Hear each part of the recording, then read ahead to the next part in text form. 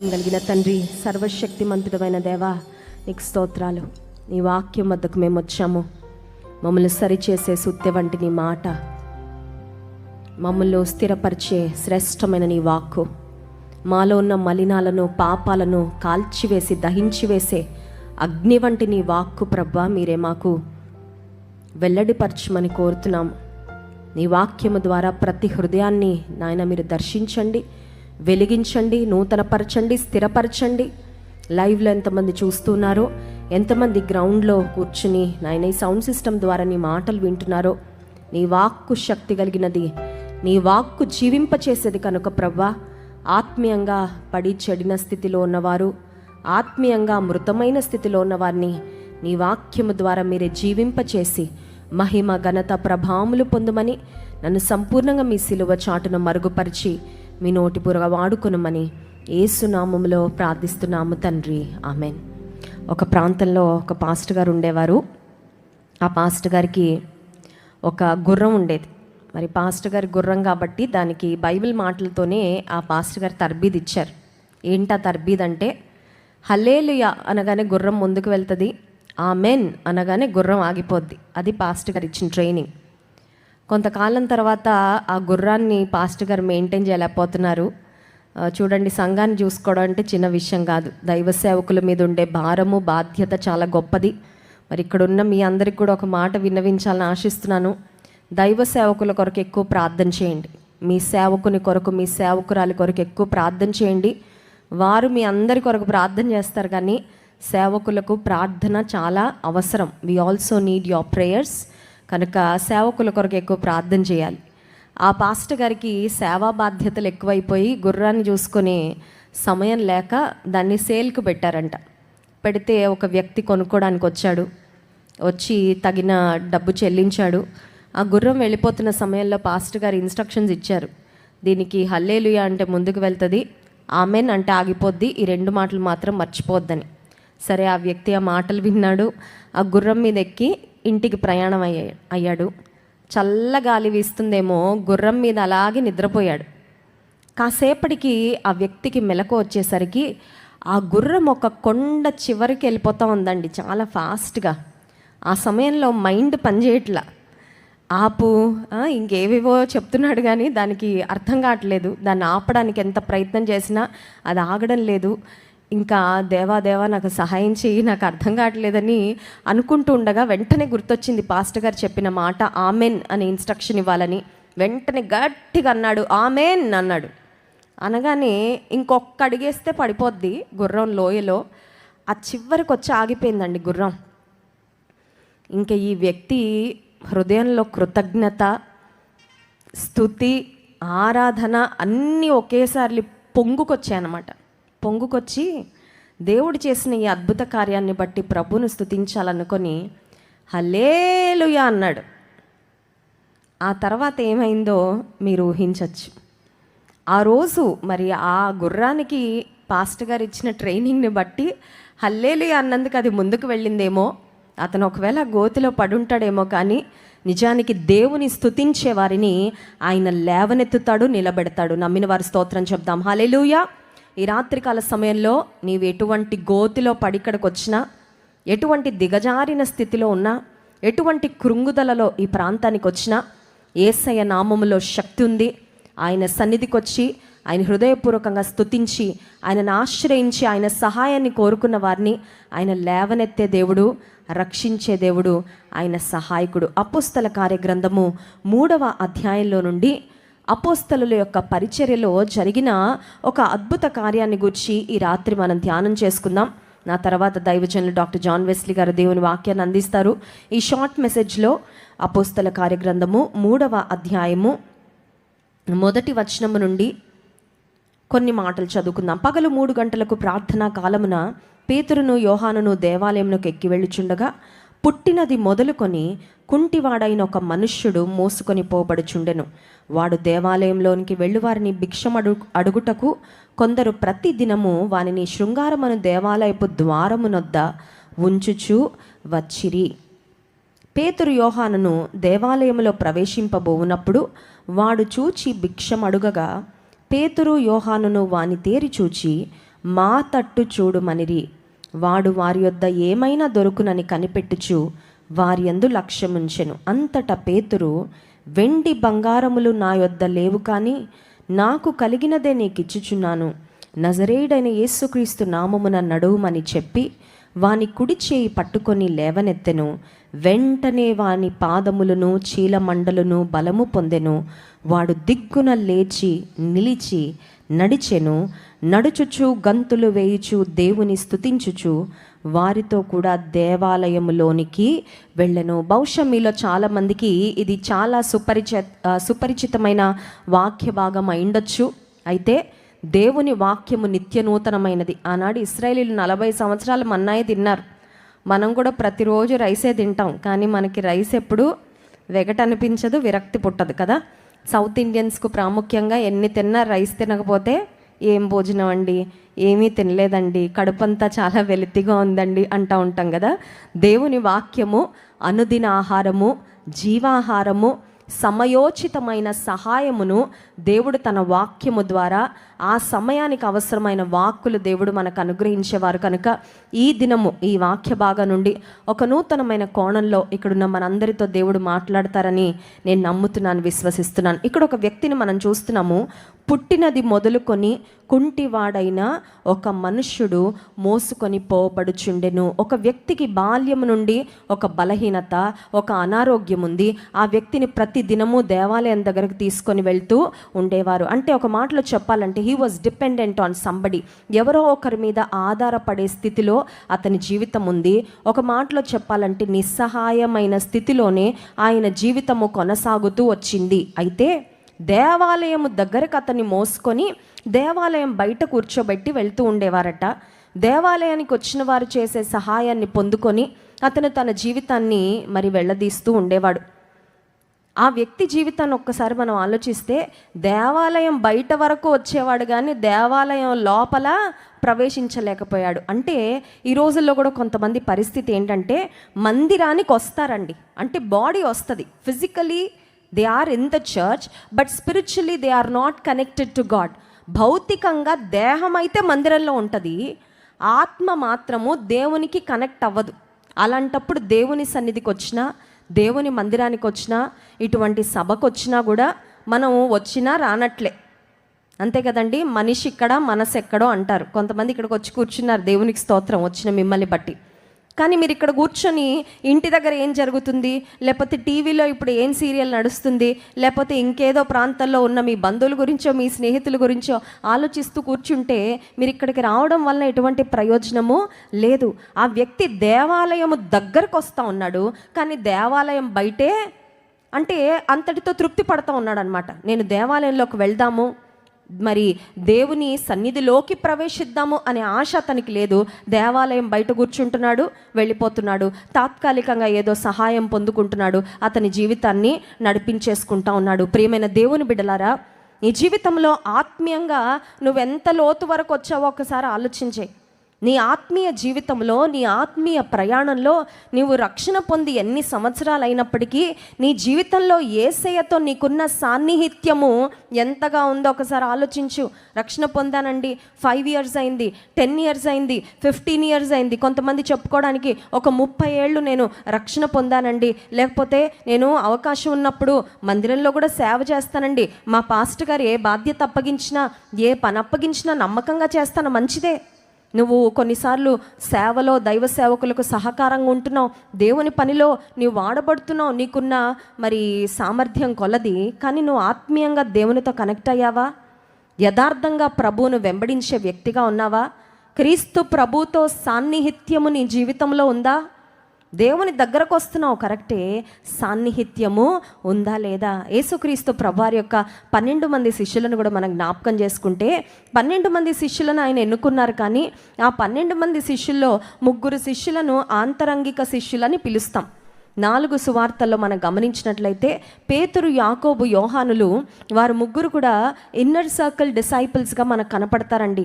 కొన్ని ప్రత్యేకమైన సందర్భాలలో, ఫర్ ఎగ్జాంపుల్ రూపాంతర కొండపైకి యేసుక్రీస్తు ప్రభువారు రూపాంతరం చెందినప్పుడు ఈ ముగ్గురిని మాత్రం ఆయన తీసుకొని వెళ్ళారు. గెత్సెమనే తోటలోనికి ఆయన వెళ్ళిన సందర్భంలో అప్పుడు కూడా ఈ ముగ్గురిని మాత్రమే తీసుకొని వెళ్ళారు. కొన్ని ప్రత్యేకమైన అనుభవాలు ఈ ముగ్గురు శిష్యులకు మాత్రమే యేసయ్య ఇచ్చినట్లుగా గమనిస్తాం. ఏంటి కారణం అంటే 12 మందిని ఆయనే పిలుచుకున్నారు, 12 మందిని ఆయనే ఎన్నుకున్నారు, 12 మందిని ఆయనే ఏర్పరచుకున్నారు. కానీ ఈ ముగ్గురు మాత్రం ఆయనకి చాలా సన్నిహితము అయిపోయారు. ఈ ముగ్గురులో కూడా మనం గమనించినట్లయితే యేసును బహుగా ప్రేమించిన శిష్యుడు, యేసయ్య యొక్క రొమ్మున ఆనుకున్న శిష్యుడని యోహానును గురించి మనం చదువుదామండి. ఆయన గురించి ఏమని రాయబడి ఉంటుందంటే, డిసైపుల్ హూమ్ జీసస్ లవ్డ్, యేసయ్య ప్రేమించిన శిష్యుడు. అందుకే ఈ యోహాన్ అనే శిష్యుడు రాసిన 3 ఉత్తరాలలో మనం గమనించినట్లయితే ప్రేమను గురించి చాలా ఎక్కువగా రాస్తాడు.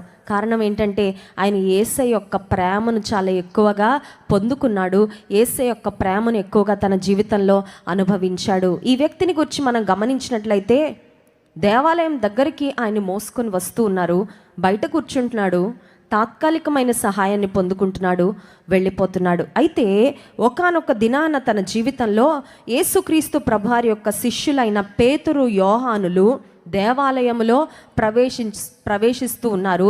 ఈ వ్యక్తి వారిని చూశాడు.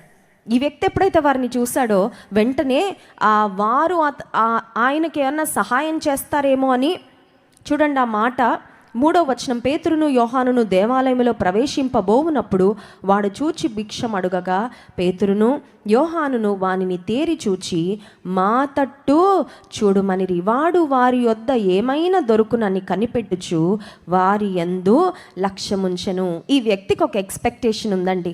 ఏంటా ఎక్స్పెక్టేషన్ అంటే, వీళ్ళు కూడా మిగతా వారి వలె నాకు ఎంతో కొంత ధనం ఇస్తారు, నాకు సహాయం చేస్తారు అనే ఎక్స్పెక్టేషన్. కానీ ఆ రోజు ఆ వ్యక్తి యొక్క ఎక్స్పెక్టేషన్స్కు మించి ఒక అద్భుతం పొందుకున్నాడు ఆ వ్యక్తి పేతురు, యోహానుల ద్వారా. ఈ రాత్రి ఒక మాట నేను మీకు చెప్పాలని ఆశిస్తున్నాను. పేతురు, యోహానులు ఆ వ్యక్తిని స్వస్థపరిచారు యేసు నామంలో. ఆ వ్యక్తికి పుట్టుక నుండి ఉన్న బలహీనత నుంచి విడుదల పొందాడు. కారణం ఏంటంటే పేతురు, యోహానులు ఏ నామాన్ని ధరించారో, ఏ యేసు నామాన్ని ధరించారో, ఏ యేసయ్య శిష్యులుగా బ్రతికారో, ఏ యేసయ్యను లోకానికి ప్రకటించారో, they had something better to offer to the world.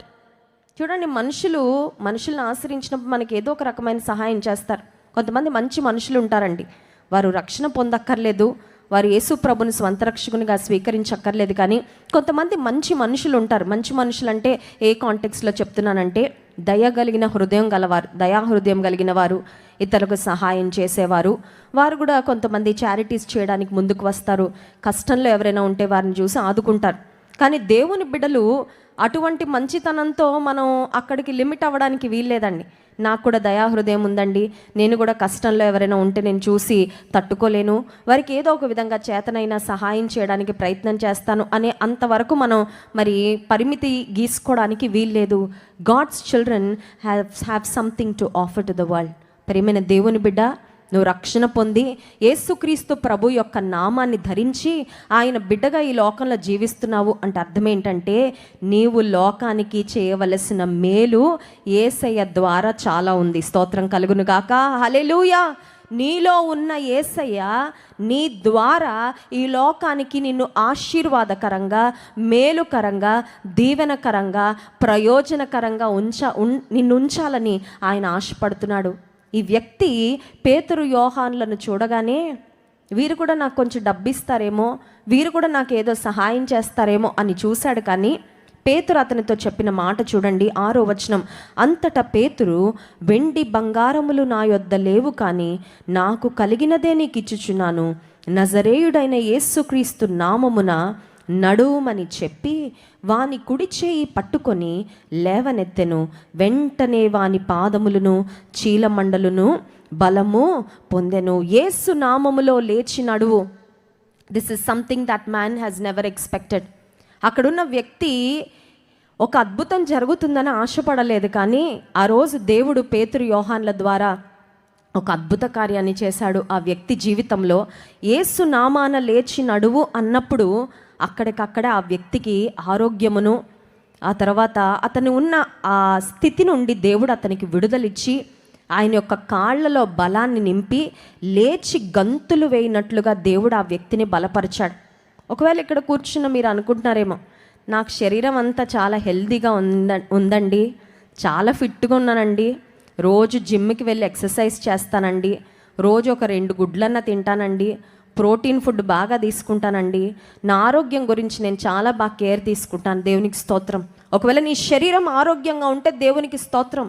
కానీ ఆత్మీయంగా నీ ఆరోగ్యం ఎలా ఉందో ఒకసారి ఆలోచన చేసుకో. Some people are healthy physically but they are sick spiritually. కొంతమంది శారీరకంగా ఆరోగ్యంగా ఉన్నారు, ఆత్మీయంగా మాత్రం రోగిష్ఠులుగా ఉన్నారు. ఒక మాట చెప్పమంటారా, శారీరకమైన రోగాలున్నా పర్వాలేదు, పరలోక రాజ్యానికి మనం చేరుకుంటాం. కానీ ఆత్మ సంబంధంగా పాప రోగంతో ఉంటే మాత్రం పరలోక రాజ్యంలోకి ప్రవేశము నీకు లేదు. Are you concerned about your spiritual health? నీ ఆధ్యాత్మికమైన స్థితిని గూర్చిన శ్రద్ధ నీకుందా? నీ ఆధ్యాత్మిక స్థితిని గూర్చిన గ్రహింపు నీకుందా?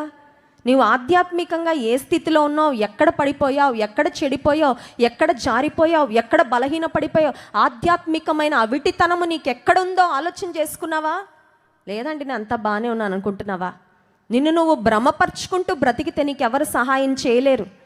బాగలేని వ్యక్తి ఏం చేయాలంటే వైద్యుడి దగ్గరికి వెళ్ళాలండి. డాక్టర్ దగ్గరికి వెళ్ళిన తర్వాత డాక్టర్ గారు, ఏంటమ్మా ఎందుకు వచ్చావు, ఏంటి నీ పరిస్థితి అంటే, దేహం నిండా అనారోగ్యాలు రోగాలు పెట్టుకొని నాకు అంతా బాగానే ఉందండి డాక్టర్ గారు అంటే ఏమంటారు డాక్టర్ గారు? అయితే ఎందుకు వచ్చావమ్మా హాస్పిటల్కి, నీ టైం వేస్ట్ నా టైం వేస్ట్, వెళ్ళిపో అంటారు. అంతే కదండి. కొంతమంది దేవుని దగ్గరకు వచ్చి కూడా అదే పరిస్థితి. దేవా నువ్వు బాగున్నావా, నేను బాగున్నానులే అన్నట్లుగా దేవుని మందిరానికి వస్తారు, దేవుని సన్నిధిలో కూర్చుంటారు, ఇలాంటి సభలకు వస్తారు, కూర్చుంటారు, కాసేపు కాలక్షేపం చేసేసి అటు ఇటు ఉన్న వారితో మాట్లాడి, స్టేజ్ ఎలా ఉంది, మరి మ్యూజిక్ టీం వాళ్ళు ఎలా ఉన్నారు, మరి జాన్ వెస్లీ గారు ఎలా ఉన్నారు, బ్లెస్సీ వెస్లీ గారు ఎలా ఉన్నారు, వేదిక మీద ఉన్న మిగతా దైవజనులు ఎలా ఉన్నారు చూసేసి కాసేపు కాలక్షేపం చేసి వెళ్ళిపోదాం అన్నట్లుగా వస్తే, దేవుని సన్నిధికి రావడం వలన, దేవుని మాటలు వినడం వల్ల ఎలాంటి ప్రయోజనం నీకు ఉండదు.